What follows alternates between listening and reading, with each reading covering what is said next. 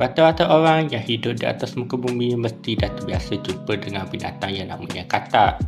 Tak kira lah yang kecil ataupun yang besar, yang fiksyen ataupun yang sebenar. Tapi apa yang paling melekat dalam ingatan masyarakat kita tak lain dan tak bukan adalah katak yang dibernama sebagai katak pisang.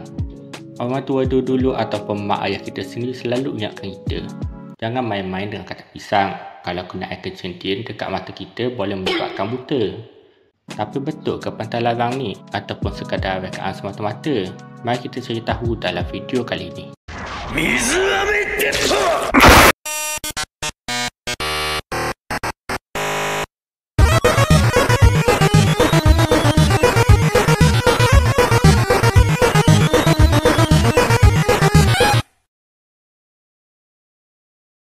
Jadi apa itu binatang yang bernama katak?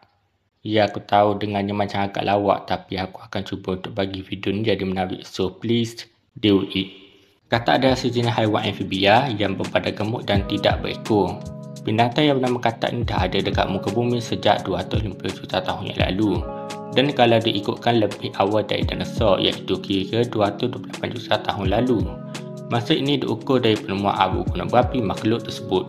Di atas muka bumi ada kira-kira sebanyak 7,500 spesies katak, dan berkat usaha saintis yang terus melakukan pencarian, bilangan keseluruhan spesies katak untuk setiap tahun akan terus meningkat. Gila betul diorang ni, mesti katak bangga sebab ramai orang macam dia. Untuk info tambahan, kodok juga termasuk dalam kategori katak. Cumanya nama kodok kebiasaannya digunakan untuk katak yang mempunyai kulit yang kering dan kaki belakang yang lebih pendek.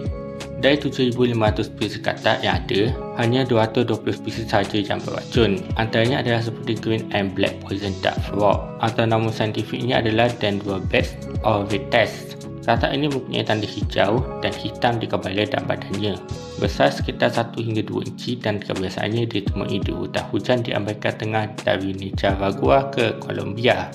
Yang kedua adalah black ledge poison frog, atau nama saintifiknya adalah Bilobates bicolor.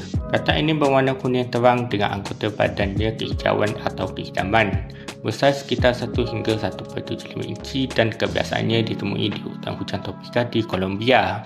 Dan yang ketiga, kita ada dying poison dart frog, atau nama saintifiknya adalah Dendrobates tinctorius. Katak ini biasanya ditemui dalam warna kuning terang, putih dan juga biru.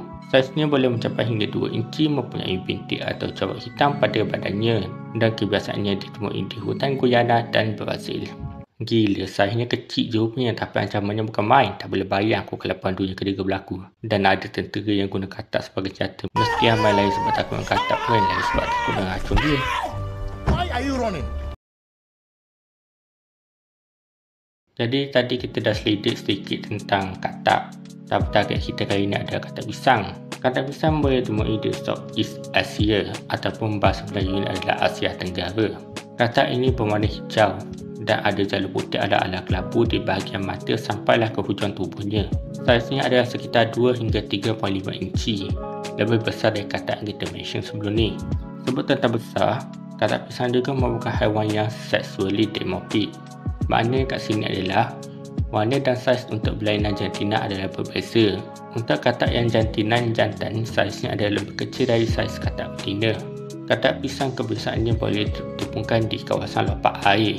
Tapi kalau kau main dekat daun pisang dan jumpa dia duduk dekat situ pun boleh jadi juga sebenarnya. Ikut suasana hati dia nak duduk kat mana. Sekarang kita dah tahu sedikit sebanyak tentang katak pisang. Jadi berbalik semula ke soalan utamanya, adakah katak pisang dapat menyebabkan mata buta? Jawapan singkatnya adalah tidak.